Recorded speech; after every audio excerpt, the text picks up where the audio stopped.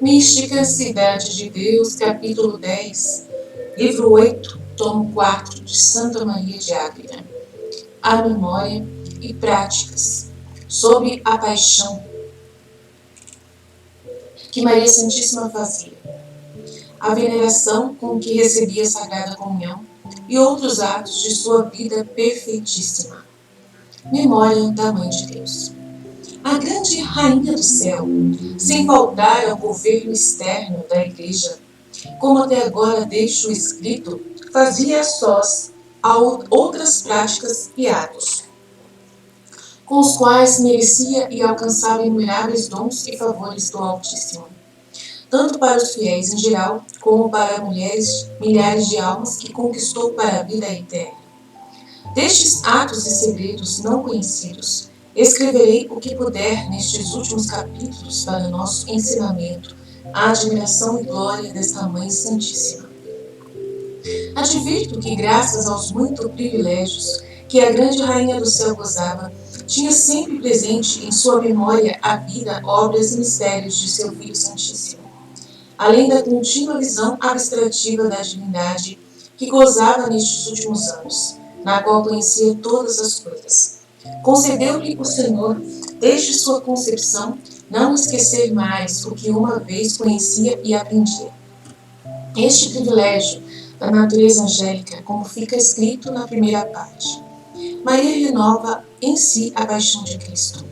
Na segunda parte, ao escrever sobre a paixão, disse também que a Divina Mãe sentiu em seu corpo e alma puríssimas todas as dores e torturas sofridas por nosso Salvador Jesus, sem nada lhe ser oculto, tudo padecendo com o Senhor. Essas imagens ou espécies da paixão permaneceram impressas em seu íntimo, como quando as recebeu, graça que ela mesma pediu ao Senhor. Essas imagens não se lhe apagaram, como as outras imagens sensíveis de que falei acima. Ao receber a permanente visão da divindade, foram aperfeiçoadas por Deus para ser possível, ao mesmo tempo, gozar dessa visão e sentir as dores, como a grande Senhora desejava enquanto vivesse em carne mortal. Quanto dependia de sua vontade, entregou-se totalmente a este exercício. Não lhe permitia seu fiel e ardentíssimo amor viver sem sofrer com seu amado filho, depois de o ter visto e acompanhado em sua paixão.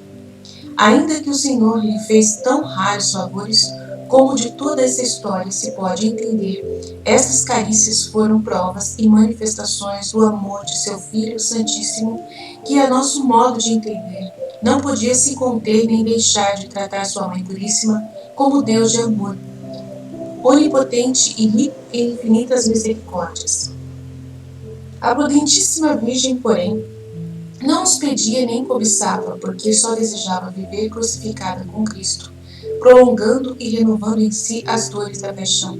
Sem isto, lhe parecia inútil e sem fruto viver em carne passível. Jamais esqueceu a paixão do Cristo. Para tanto ordenou suas obrigações de tal modo a nunca perder em seu interior a imagem do seu Filho Santíssimo sofredor, aflito, chagado, ferido e desfigurado pelos tormentos da paixão, contemplando-o em si mesma, como num claríssimo espelho. Ouvia as injúrias, opróbrios, vitupérios e blasfêmias que sofreu. Via os lugares, tempos e circunstâncias em que tudo aconteceu, com visão viva e penetrante. Este doloroso espetáculo acompanhava-a no correr do dia, inspirando-lhe heróicos atos de virtude, grande dor e compaixão. Mas seu amor ainda não ficou satisfeito. Para determinadas horas em que se achava só, ordenou outros exercícios que praticava com seus anjos, particularmente com aqueles que traziam as insígnias dos instrumentos da paixão, como disse na primeira parte. A esses anjos, em primeiro lugar, e depois aos outros. Pediu que a acompanhassem e ajudassem nos seguintes exercícios: reparações oferecidas por Maria.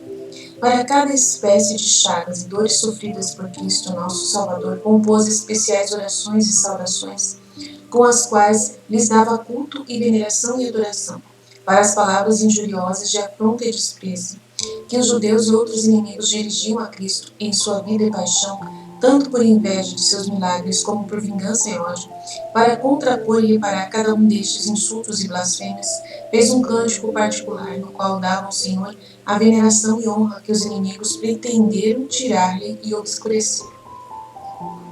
Para os outros gestos agressivos, zombarias e menosprezos que lhe fizeram, a Divina Senhora oferecia-lhe profundas humilhações, genuflexões e prostrações.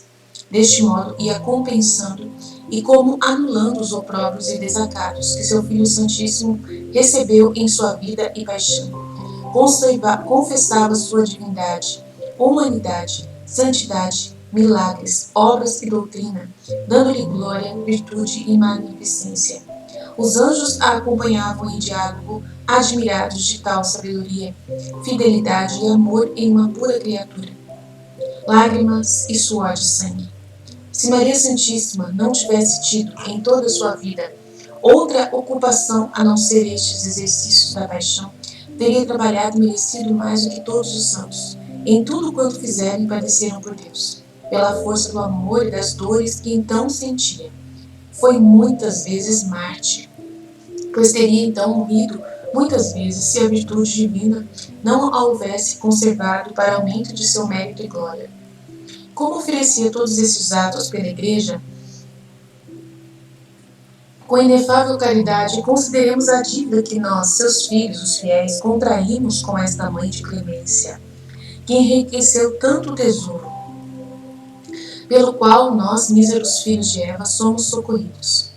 Para estímulo de nossa meditação tão covarde e tíbia, digo que os efeitos desta oração de Maria Santíssima foram inauditos. Muitas vezes chorava sangue até molhar todo o rosto. Noutras agonizava suando, não só água, mas sangue até escorrer no solo.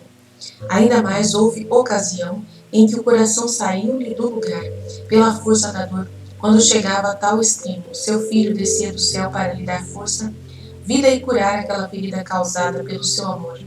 O Senhor a confortava e fortalecia para continuar suas dolorosas práticas. Dor e alegria da Virgem. Estes sentimentos eram contínuos, exceto nos dias em que a Divina Mãe celebrava o mistério da ressurreição, como direi adiante, para que os efeitos estivessem de acordo com a causa. Algumas destas dores e penas também não eram compatíveis com as consolações, cujos efeitos se refletiam no seu virginal corpo, porque o gozo excluía a pena. Nunca, porém, perdia de vista a paixão e com sentimentos de compaixão agradecia o que seu Filho Santíssimo padeceu. Deste modo, mesmo quando gozava, não esquecia a paixão e, de certo modo, com este amargor temperava a doçura do gozo. Combinou com o evangelista São João e lhe pediu permissão para se recolher todas as quintas-feiras a fim de celebrar a morte e exéquias do seu Filho Santíssimo. São João ficava no cenáculo para atender aos que a procuravam e, na falta do evangelista, ficava outro discípulo. Maria Santíssima retirava-se às 5 da tarde da quinta-feira e não saía até o domingo pelo meio-dia. Naqueles 3 dias, se surgisse alguma grave necessidade no governo da Igreja, a Grande Senhora ordenou que saísse um anjo na figura dela e brevemente resolvesse o que era preciso, se não pudesse ser adiado. Tão previdente e atenta se mostrava em todas as coisas de caridade, para seus filhos e domésticos. A Virgem sofria paixão todas as semanas. Nossa capacidade não consegue dizer nem pensar o que se passava com a Divina Mãe naqueles 3 dias.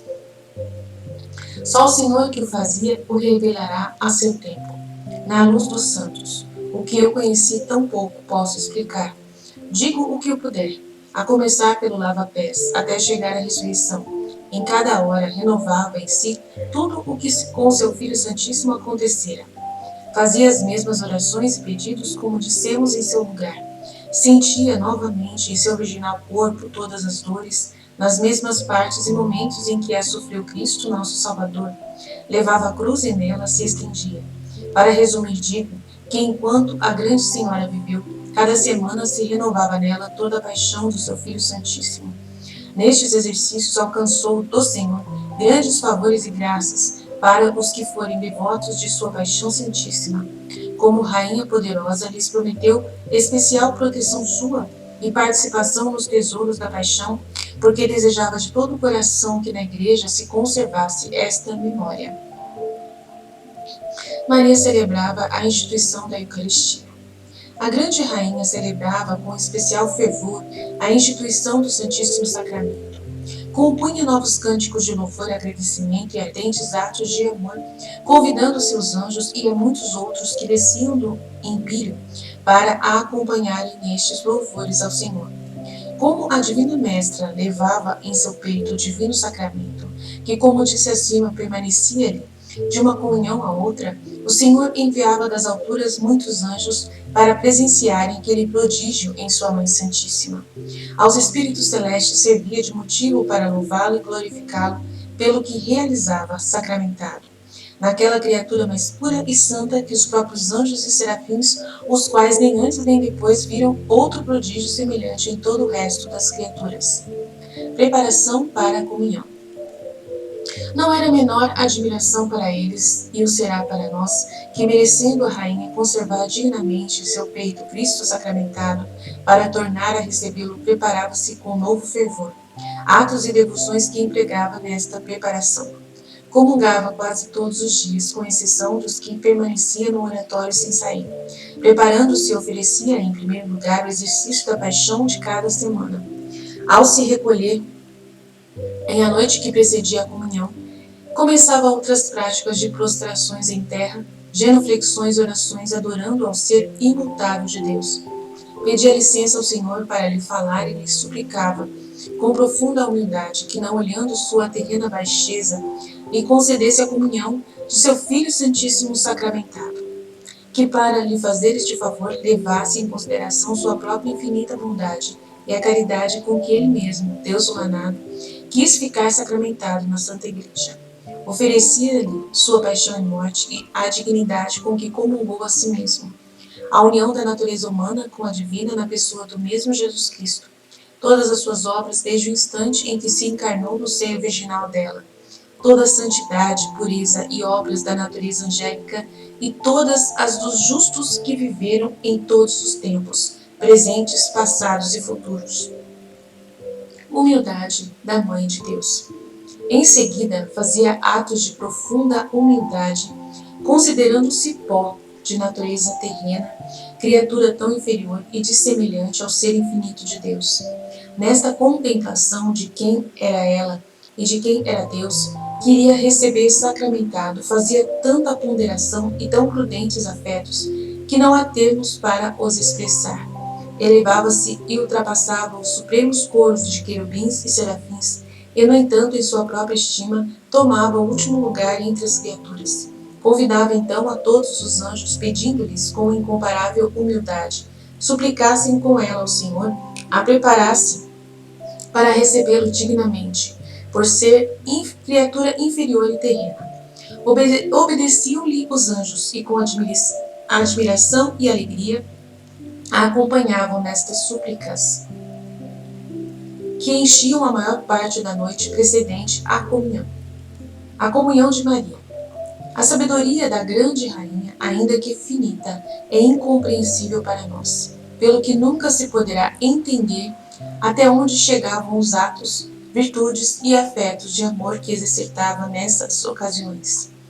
Eram de tal intensidade que muitas vezes obrigavam o Senhor a visitá-la, dando-lhe a saber o agrado com que viria ao seu coração, e nele renovaria as dádivas de seu infinito amor. Ao chegar a hora de comungar, primeiro ouvia a missa que ordinariamente o evangelista celebrava. Não havia as leituras da epístola e dos evangelhos, pois ainda não estavam escritos, mas diziam-na com outros ritos e cerimônias. Muitos salmos e outras orações. A consagração, porém, foi sempre igual. Terminado o santo sacrifício, aproximava-se a Divina Mãe para comungar, fazendo antes 3 genuflexões profundíssimas. Toda inflamada recebia em seu peito e coração puríssimo Filho sacramentado, a quem dera a natureza humana em seu virginal seio. Depois de receber a comunhão, retirava-se e, se não fosse indispensável sair para alguma urgente necessidade do próximo, permanecia recolhida por 3 horas. Durante este tempo, o evangelista mereceu vê-la muitas vezes cheia de resplendor, irradiando luz semelhante a um sol. A Virgem confeccionava as vestes litúrgicas. A prudente mãe conheceu que, para celebrar o sacrifício incruento da missa, era conveniente que os apóstolos sacerdotes usassem vestes especiais e diferentes das comuns que costumavam vestir. Com este espírito fez, com as próprias mãos, vestes e paramentos sacerdotais para celebrarem, sendo ela a primeira a introduzir na igreja este costume. Aqueles paramentos não eram exatamente iguais aos que agora usa a igreja romana, mas quando a matéria eram semelhantes, feitos de linho e sedas preciosas, que a senhora adquiria com os donativos que lhe ofereciam. Quando trabalhava nestas alfaias, permanecia sempre de joelhos ou em pé, e não os confiava a ninguém, fora dos anjos que a ajudavam. Conservava na máxima ordem e asseio essas roupas e tudo o mais que servia ao altar. De tais mãos, tudo saía impregnado de celestial fragrância, que afervorava o espírito dos ministros de Deus. A mãe de Jesus é visitada pelos fiéis. De muitos reinos e províncias onde os apóstolos pregavam, vinham a Jerusalém muitos fiéis convertidos para visitar e conhecer a mãe do Redentor do mundo, trazendo-lhe ricas ofertas. Entre outras, visitaram-na 4 príncipes que eram como reis em suas províncias, e trouxeram-lhe muitas coisas de valor para seu uso e dos apóstolos e discípulos. Respondeu a grande senhora que ela era pobre como seu filho, os apóstolos o eram como seu mestre, e aquelas riquezas não convinham para a vida que professava. Replicaram-lhe que para lhes dar consolo, as recebesse e aplicasse para os pobres e o culto divino. Por causa dessa insistência, recebeu parte do que lhe ofereciam. De alguns tecidos ricos fez ornamentos para o altar e o mais distribuiu aos pobres e aos hospitais, que frequentemente visitava. Com suas mãos e de joelhos servia, limpava e dava esmolas aos pobres. Consolava aos necessitados. Aos agonizantes que podia assistir, ajudava-os a bem morrer e jamais interrompia as obras de caridade, praticando-as externamente, ou orando quando recolhida em seu retiro. Conselhos de Maria. A estes príncipes que a visitavam, deu salutares conselhos, admoestações e instruções para o governo de seus estados, que guardassem e administrassem a justiça sem acepção de pessoas, que se reconhecessem homens mortais como os outros e temessem o julgamento do Supremo Juiz, por quem todos serão julgados conforme as próprias obras. Acima de tudo, procurassem a exaltação do nome de Cristo, a propagação e pureza da Santa Fé Católica, em cuja firmeza se estabelecem os verdadeiros impérios e monarquias. Sem isto, o reinar é infeliz servidão aos demônios, permitida pelos ocultos juízos de Deus, pelo castigo dos reis e vassalos. Aqueles venturosos príncipes prontificaram-se a seguir estes conselhos e continuaram a se comunicar com a Divina Rainha através de cartas e de outros meios. O mesmo aconteceu a quantos a visitaram, de acordo com as condições de cada um. Depois de a terem visto e ouvido, partiam melhores, cheios de luz, alegria e consolação que não podiam explicar. Muitos que ainda não tinham abraçado a fé ao vê-la professavam altamente a fé no verdadeiro Deus, sem poder conter a força interior que sentiam em chegando à sua presença. Irradiação e encantos da Virgem. Não é muito que tal acontecesse, quando esta grande senhora é um instrumento eficacíssimo do poder de Deus e de sua graça para os mortais. Não eram só suas palavras cheias de alta sabedoria que admiravam, que convenciam e comunicavam-nos, assim como em seus lábios se derramava a graça, para comunicá-la também a singular graça e beleza de seu rosto, a majestade aprazível de sua pessoa, a modéstia de seu honestíssimo, grave e doce semblante, e a virtude oculta que dela irradiava, como a de seu filho, diz o Evangelho, Lucas 6,19. Atraía os corações e os transformava. Uns ficavam suspensos, outros se desfaziam em lágrimas. Estes prorrompiam em admiráveis palavras e louvores, confessando ser grande o Deus dos cristãos que tal criatura formara. Realmente podiam verificar o que alguns santos disseram, que Maria era um prodígio divino de toda a santidade.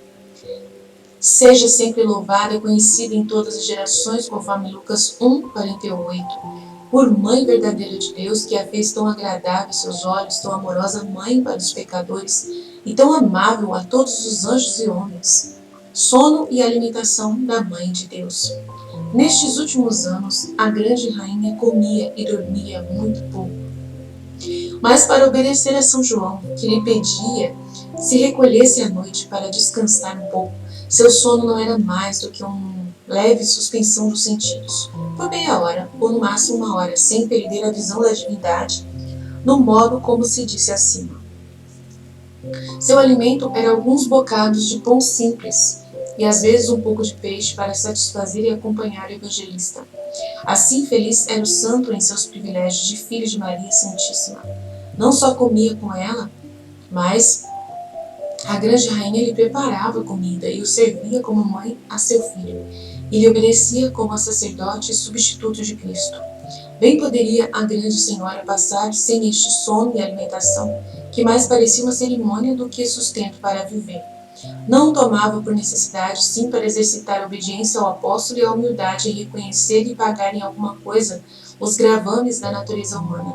Assim, em tudo agia com perfeita prudência. Doutrina que me deu a grande Senhora dos Anjos, Maria Santíssima. Esquecimento e ingratidão.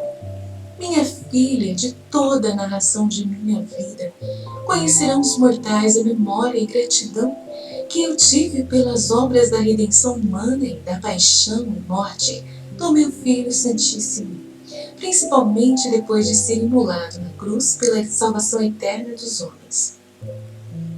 Neste capítulo quis dar-te particular notícia do cuidado e dos frequentes exercícios com que renovava em mim, não apenas a lembrança, mas também as dores da paixão. Que este conhecimento sirva de censura e confusão ao monstruoso esquecimento que os homens redimidos têm por este incompreensível benefício. Oh, quão injuriosa, aborrecível e perigosa é esta ingratidão dos homens! O esquecimento é claro indício de menosprezo, porque não se costuma esquecer o que muito se estima.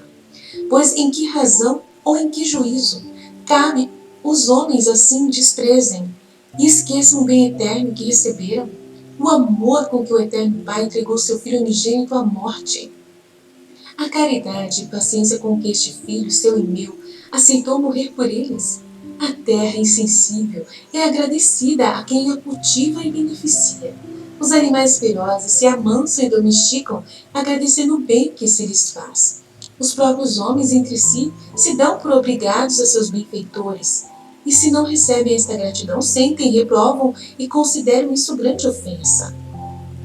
A meditação da paixão. Pois qual é a razão para que só com seu Deus e Redentor sejam vocês tão desagradecidos e esqueçam o que ele padeceu para os resgatar da eterna condenação? E sobre esta ingratidão ainda se queixam se não os acodem tudo quanto desejam. Para que entendam quanto se tornam culpados por esta ingratidão, advirto-te, minha filha, vê-la em tantas almas. Lúcifer e seus demônios fazem esta consideração. Esta alma não se lembra nem faz estimação do benefício que lhe fez Deus em redimi-la. Temo-la segura, pois quem é esta tão estulto deste esquecimento? Também não entenderá nossos enganos. Verdade. Vamos tentá-la e arruiná-la, pois lhe falta a maior defesa contra nós. A longa experiência provou-lhe ser quase infalível esta consequência. Por isso pretendem com empenho apagar da memória dos homens a lembrança da redenção e morte de Cristo, e que se considere desprezível tratar dela e pregá-la. Assim o conseguiram em grande parte com lamentável ruína das almas. Pelo contrário, temem atacar os que se habituam à meditação e memória da paixão, porque esta recordação produz uma força e virtude que muitas vezes não lhes permite se aproximarem dos que a meditam com devoção estes mistérios. Reparação. De ti, minha amiga, quero que não afastes de teu peito e coração este ramalhete de mirra. Imita-me com todas as tuas forças na memória e exercícios que eu fazia para imitar meu Filho Santíssimo em suas dores e reparar os agravos que sua divina pessoa recebeu. nas injúrias e blasfêmias dos inimigos que o crucificaram. Procura tu agora, no mundo, desagravar um pouco da grosseira ingratidão e esquecimento dos mortais. Para fazer como eu quero de ti, nunca percas a memória de Cristo crucificado, afligido e blasfemado. Persevera nos exercícios que eu fazia sem os omitir, se não for por obediência ou justa causa que te impeça. Se nisto me imitares, far-te-ei participante dos efeitos que eu sentia nestes atos. Preparação para a comunhão. Oferece estes atos diários em preparação para a comunhão e em seguida imita-me nas demais diligências que nisto eu empregava. Considera que se eu, sendo mãe do mesmo Senhor que ia receber, não me julgava digna de sua sagrada comunhão e por tantos meios solicitava pureza digna de tão alto sacramento, que deves tu fazer sendo pobre e sujeita a tantas misérias de imperfeições e culpas? Purifica o templo do teu interior, examinando-o na luz divina e adornando-o com excelentes virtudes, pois é o Deus eterno que recebes. Só ele foi digno de se receber sacramentado. Invoca a intercessão dos anjos e santos para que te alcancem graça do Senhor. Acima de tudo, te advirto que me invoques e peça a mim este favor, de saber que sou especial advogada e protetora dos que desejam se aproximar com grande pureza da Sagrada Comunhão. Quando para isso me invocam, apresento-me no céu ante o trono do Altíssimo e peço seu favor e graça para os que assim desejam receber o sacramentado, pois conheço qual a disposição que deve ter o lugar onde vai entrar o próprio Deus. Por estar no céu, não perdiste cuidado e zelo de sua glória, que com tanto desvelo procurava quando vivia na terra. Em seguida, minha intercessão pede a dos anjos que também são solícitos de que as almas se aproximem da Sagrada Eucaristia com grande devoção e pureza. Fiat. Essa pureza do coração, gente. Tá? Não adianta nada você ajoelhar para receber Jesus se você não tem um coração puro. Tá? É do coração. E se você puder ajoelhar e receber na boca, amém. Agradeça a Deus por isso, por essa graça. Mas se não puder, não deixe de receber Jesus, porque importa o coração. Isso que importa.